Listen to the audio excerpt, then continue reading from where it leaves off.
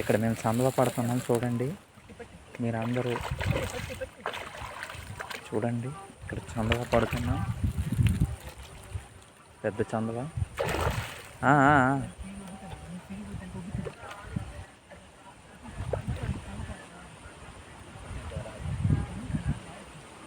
మెల్లగా లాగండి, కిందకు వచ్చినప్పుడు ఆడండి.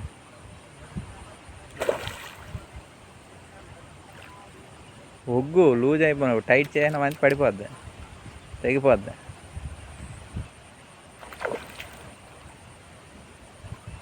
అందులో పడచ్చాను. కిందకి వెళ్ళినారా? అలాగా దొరికే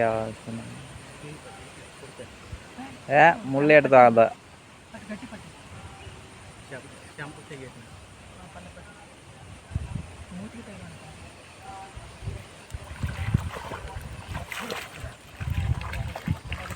అది ఇందులో ఉంటుంది కదా, రాదు.